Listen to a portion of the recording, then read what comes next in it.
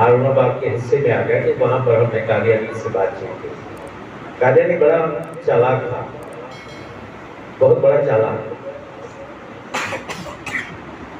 لوگ سمجھ رہے تھے اور جو ساتھی ان پہ کام کر رہے ہیں ان کے ساتھ معاملہ انہوں نے رکھا ہوا ہے، وہ سمجھ رہے تھے کہ بالکل سادہ آدمی ہے اور بالکل بیچارہ جو ہے وہ بیچارہ ہی ہے۔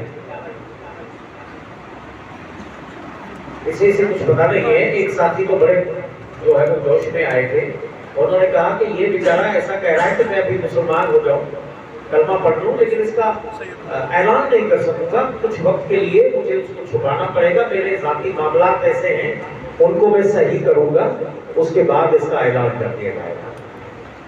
یہ معاملہ کر کے اس نے یہ بات جب اس نے کی تھی، وہ ساتھی بڑے جوش میں تھے، تو وہاں جو ایک بزرگ انہوں نے کہا کہ نہیں بھائی، ہم یہ بات قبول نہیں کریں گے، ہمیں یہ بات قبول نہیں ہے، اسلام کا اعلان ہوگا، اگر قبول کرے گا تو اعلانیہ کرے گا، یہ چھپا ہوا معاملہ ہم نہیں رکھیں گے۔ یہاں پر بات ختم ہو گئی، وہ بھی چپ ہو گیا۔ ہم راستے میں بات کر رہے تھے، میں نے حضرات سے کہا کہ وہ بہت بڑا فنکار آدمی ہے، بہت بڑا ہوشیار اور مبلغ ہے وہ ان کا، وہ ہمارے بچوں پر کام کر رہا ہے، ہمارے بچے سمجھ رہے ہیں کہ ہم اس پر کام کر رہے ہیں، وہ ہم پر ہمارے بچوں پر کام کیا جا رہا ہے، کیونکہ اگر وہ آدمی واقعی سادہ ہوگا، سب نے کہا کہ ان پر جاہل آدمی ہے، بڑے بڑے بزرگوں سے بھی ملاقات ہوئی، وہ بھی اس کو جاہل ڈکلیئر کر کے چلے گئے کہ جاہل آدمی، لیکن ہم نے کہا نہیں، یہ جاہل آدمی نہیں تھا۔ میں نے کہا نہیں بھائی، اگر یہ جاہل ہوتا تو بحث کرتا، جاہل آدمی کی بڑی نشانی ہے کہ بلا وجہ کی بحث شروع کر دے گا، بات ہو نہ ہو جواب دیے جائے گا، الٹے سیدھے ہی دے گا، لیکن دے گا ضرور، اس سے اس کا پتہ چل جائے گا بیوقوف آدمی ہے۔ وہ چپ بیٹھا رہا، یوں کر کے بیٹھا رہا، ہم بولتے رہے بولتے رہے بولتے رہے، وہ چپ ہی چپ۔ میں نے کہا یہ کتنا ہوشیار آدمی تھا، یہ ساری باتیں سن رہا تھا، لیکن ہمارا انداز الگ تھا تھوڑا۔ آج تک وہ جتنا سنتا رہا ہے، اور بعد میں پتا چلا کہ جی اس نے کہا تھا کہ میرے پاس 10 سوال ہیں، آپ کے علماء کوئی مجھے آئے مولوی ملے، میں ان سے 10 سوال کروں گا، اس کا وہ جواب دیں گے تو مسلمان ہو جاؤں گا۔ لیکن ہمیں تو پتہ ہی نہیں تھا، یہ بچوں نے ہمیں بتایا نہیں تھا، ہمارے ساتھیوں نے، کہ بھئی اس کے 10 سوال ہیں تو ہم اس سے بات کر لیتے، لیکن ہم نے اپنے طریقے سے کام شروع کر دیا تھا، اس لیے وہ چکرا گیا کہ آج تک تو یہ ہمیں جتنے بھی چکرے ہیں وہ تو سب قرآن اور حدیث سے باتیں کرتے ہیں اور دلائل دیتے ہیں، بزرگوں کے حوالے دیتے ہیں اور ان کے دلائل دیتے ہیں، یہ آج نیا معاملہ بن گیا کہ کوئی جیل سے بھی نکال کے بیٹھ گیا ہمارے گلے میں، تو اس سے وہ خاموشی ہو گیا۔ یہ اللہ کی مہربانی ہے، چلو اس کی خاموشی نے بھی ہمارے لیے کام کیا کہ کم از کم ہمارے ساتھیوں کے پاس اس نے کوئی سوال نہیں کیا، اور جس کا ہم اللہ نہ کرے کہ جواب نہ دے پاتے تو معاملہ بہت زیادہ آگے خطرناک ہمارے لیے ہو جاتا، ہمارے بچوں کے لیے ہو جاتا۔ مجھے آج یاد ہے برسوں پہلے کچھ کراچی کے ایک ساتھی تھے، دو تین، ایک الیاس ستار صاحب ہیں جنہوں نے مرزا طاہر کے ساتھ مباہلہ کیا، مرزا طاہر نے قبول بھی کیا، ان کو گجرانوالہ کے ساتھ قریب میں ایک گاؤں ہے، اہل حدیث ساتھی تھے وہ سارے گاؤں کے، انہوں نے رابطہ کیا کہ جی یہاں پر ایک قادیانی پرانا رہتا ہے، ایک ہی گھر ہے، اس نے اتنا کام کیا ہے کہ ہمارا ایک ساتھی جو ہے وہ پکا نمازی، پکا بندہ، وہ کھینچ کے قادیانی بنا چکا ہے۔ اب تو ہم پھنس گئے، اس کے سوالوں کے جواب ہی نہیں دے پاتے۔ اچھے سمجھدار لوگ تھے، بھائی ہماری مدد کیجیے، ہم کراچی سے چلے گئے، میں تھا، وہ صاحب الیاس ستار صاحب کے ایک وہاں کے مشہور خطیب ہیں ڈاکٹر عابر عبداللہ محمدی صاحب، وہ بھی چلے۔ اب ہم وہاں پہنچے ان کے گاؤں میں، وہ دونوں آ گئے، ایک نیا قادیانی ہے، پرانا قادیانی۔ پرانا قادیانی الیاس ستار صاحب کا معاملہ یہ تھا کہ وہ صرف اپنے مضمون بتا رہے تھے کہ میں نے یہ لکھا ہے، میں نے یہ لکھا ہے، میں نے یہ لکھا ہے. اب وہ سوال کیے جا رہے ہیں، اپنا مضمون سنائے جا رہے ہیں. وہ سوال کیے جا رہا ہے، اپنا مضمون سنائے جا رہے ہیں. معاملہ یہ بنا کہ تقریباً 2 گھنٹے کی گفتگو سے پتہ یہ چلا، میں نے چاروں طرف دیکھا تو مجھے محسوس ہوا کہ یہ تو ایک کو کر گیا ہے، یہاں بیٹھ کر اس میں 30-40 اور روپے کر رہے ہیں. 30-40 اور ہی کھینچ کے لے جائے گا کیونکہ جواب ہی نہیں دے پا رہے ہیں. اب میں وہاں کہوں بھائی صاحب جناب 2 باتیں مجھے کرنے دو گے. اب وہ ڈاکٹر صاحب جو ہمارے ساتھ تھے وہ مجھے کہہ رہے ہیں چپ کرو، چپ ہو جاؤ. پھر تھوڑی دیر میں کھڑک، ارے بھائی مجھے بات کرنے دو. تو پھر بات نہ کرنے دیں. آخرکار ڈاکٹر صاحب تنگ آ کر مجھے کہہ رہے شیخ کیا عجیب آدمی ہے تم، جمعہ 8 دن ہوئے ہیں تو مسلمان ہوئے ہو اور یہاں کرو بحث. میں نے کہا حضرت جو جمعہ 8 دن ہوتے ہیں انہیں دین کی خبر ہی نہیں ہوگی، وہ ایسے ہی پاگل بے وقوف ہیں کہ آگے مسلمان ہو گئے، ایسے ہی پاگل ہیں. مجھے میرے حلقوں نے، مجھے میرے قبیلے نے، مجھے میرے جو مذہب کے لوگ تھے، میری برادری نے، میرے مشنوں نے، میرے استادوں نے ایویں ہی پادری بنا دیا تھا. ایویں ہی اتنا بڑا مشن مجھے دے دیا تھا، ایک ادارہ میرے حوالے کر دیا تھا. ایویں ہی وہ مجھے جرمنی اور فلپائن اور آسٹریلیا اور امریکہ تک لے کے گئے کہ پڑھو یہاں پر، یہاں سے تعلیم حاصل کرو اور پھر آؤ. یہ ایسے ہی مجھے کینیڈا کے لیے لے کے گئے کہ یہاں سے پڑھ کے واپس آ جاؤ. مجھے ایسے ہی لے گئے تھے، میں تو واقعی ایسے ہی آدمی. تو وہاں کے ایک عربی کے ٹیچر تھے، ان کو تھوڑی بات سمجھ میں آ گئی. انہوں نے کہا ڈاکٹر صاحب مہربانی کریں ان کو بھی تھوڑا سا بات تو کرنے دیں. اب معاملہ تو ہم ہار چکے تھے،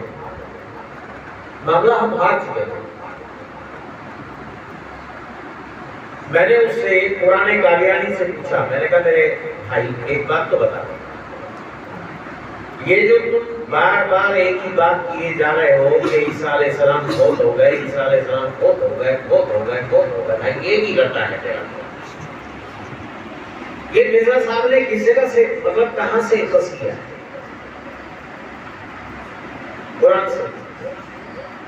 میں نے کہا عجیب بات ہے نا بھائی کہ قرآن سے مرزا کو تو سمجھ میں آ گیا، مرزا سے پہلے یہی بات جو ہے وہ سر سید احمد خان کو سمجھ آ گئی.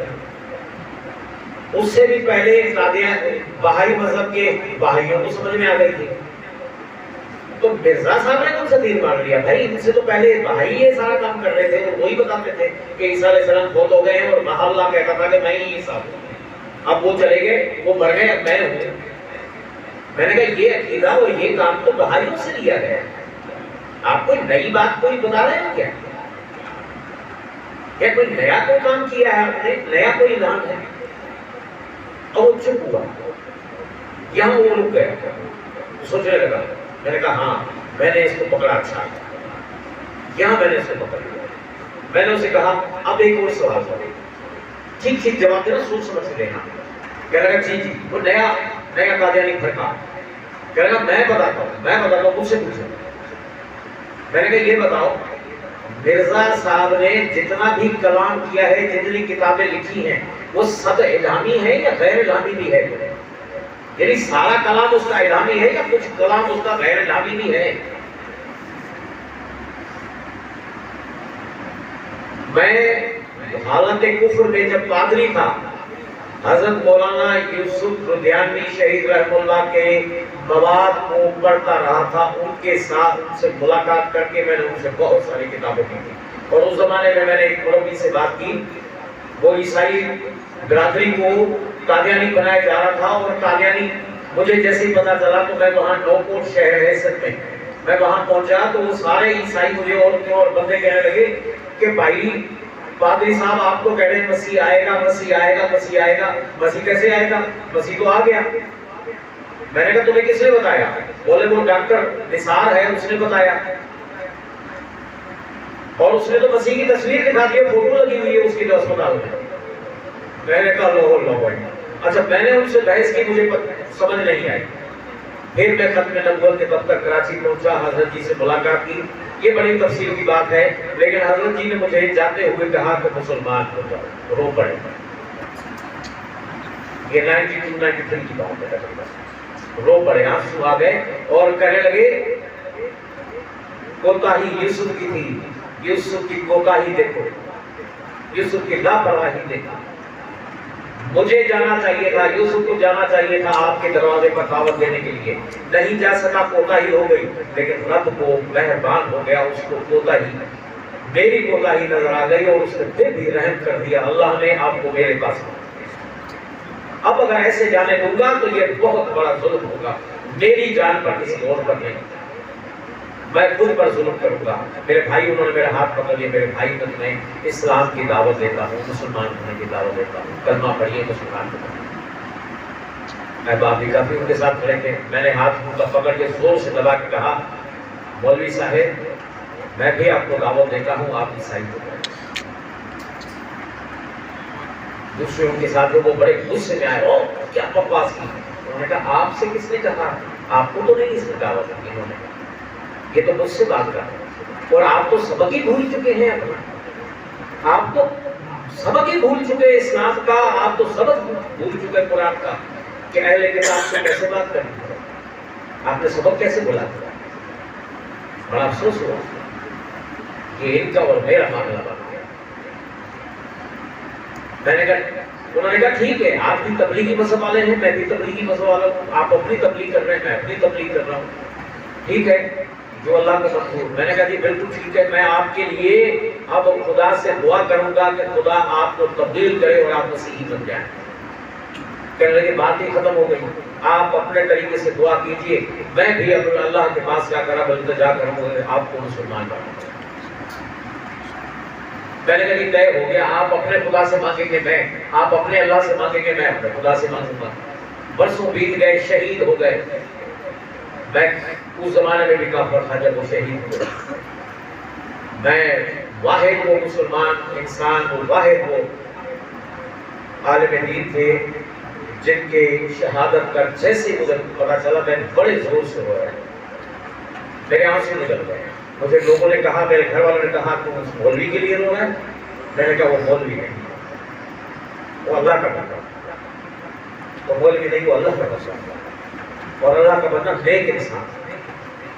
اس کو ایسے اس کے ساتھ ایسا نہیں ہونا چاہیے. وہ بڑے عظیم انسان، انہوں نے پیار کیا تھا مجھ سے، اپنے پلیٹ میں کھانا میرے ساتھ تھا.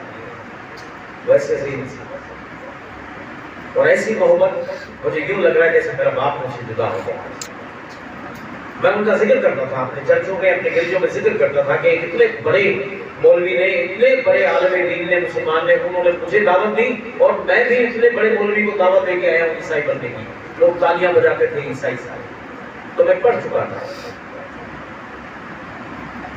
تو میں نے اسے کہا کہ بتاؤ، قادیانیوں سے کہا، گجرانوالہ کے ان قادیانیوں نے کہا بتاؤ مرزا صاحب کا کلام سارا الہامی ہے یا کچھ غیر الہامی بھی ہے بھائی. اور وہ تھوڑا چکرا گیا، تھوڑی دیر سوچا اور پھر کہا نہیں سارا تو الہامی نہیں ہے، کچھ غیر الہامی ہے. میں سمجھ گیا کہ جتنی بکواس اس نے اپنے بارے میں کی ہے، میں یہ ہوں، میں فلانی چیز ہوں، علانی چیز ہوں، یہ جتنی بھی چیزیں تھی نا وہ، تو یہ اس کو بولے گا کہ اگر میں کچھ بولوں گا تو بولے گا یہ غیر الہامی کلام ہے. میں سمجھ گیا کہ یہ فلانی چیزیں غیر الہامی ہوتی ہیں. تو میں نے کہا کہ اچھا اب ایک بات اور بتا. بولے کون سی؟ میں نے کہا مجھے بتا کہ یہ جو عقیدہ ہے کہ عیسیٰ علیہ السلام فوت ہو گئے اور کشمیر میں جا کے فوت ہوئے، یہ الہامی کلام ہے یا غیر الہامی کلام ہے؟ یہ کلام الہامی ہے یا غیر الہامی؟ اس نے ایک بڑے زور سے کہا وہ کلام غیر الہامی، یہ کلام غیر الہامی. جیسے اس نے یہ کہا کہ یہ کلام غیر الہامی ہے، میں نے کہا پھر سوچ کے بتا. بولا ہاں وہ غیر الہامی کلام ہے. کیونکہ اس کے دماغ میں یہ آیا کہ میں ثبوت مانگوں گا کہ الہامی اور غیر الہامی کی پہچان بتا مجھے. اس کے سمجھ دماغ میں یہ خیال پیدا ہوا. اس نے کہا یہ غیر الہامی کلام ہے. میں نے کہا اٹھ کے کھڑا ہو جا. کیوں؟ میں نے کہا اٹھ کے کھڑا ہو. خبیث صاحب تیری جرأت کیسے ہوئی، تیری طاقت کیسے ہوئی تو نے یہ جرأت کہاں سے لی کہ تو غیر الہامی منحوس کلام اٹھائے اور ہمارے قرآن الہامی کلام کے مقابلے میں کھڑا کر کے کہتا ہے کہ یہ صحیح ہے؟ سبحان اللہ، واہ، تیری ہمت کیسے؟ میرے رب کا کلام الہامی کلام قرآن، تیرے اس منحوس آدمی کا کلام جتنا لکھا ہوا اس نے خود تسلیم کیا کہ یہ غیر الہامی ہے، تیری طاقت کیسے ہوئی الہامی کے مقابلے میں غیر الہامی لانے کی؟ کافر؟ بس یہ ایک لفظ جیسے ہی میں نے زور سے ادا کیا کھڑا ہو گیا میں، اور مجھے غصہ آ گیا، میں نے کہا آپ اس کو جھپٹ کے مارو۔ تو مسلمان جتنے بھی وہ جو ڈھیلے ہو گئے سارے لوگ، ایک بڑا کمرہ بھرا ہوا تھا، اس پر بڑی تعداد تھی، 50-60 آدمی تھے، ایک دم انہوں نے کہا نعرہ تکبیر اور کھڑے ہو گئے، اللہ اکبر، جو کچھ ملانے لگے، کہا بالکل جیسے بلب تھی چپ ہو گئے۔ لوگوں نے کہا وہ اسکول کے ٹیچر وغیرہ جو تھے انہوں نے کہا اٹھ بھائی چل اب نکل دے گا۔ ہم نکلے، نماز کا ٹائم ہو گیا تھا، ظہر کی نماز کا ٹائم تھا، ہم نکلے، مسجد سامنے تھی، ہم نے کہا چلو مسجد بھائی نماز پڑھتے ہیں۔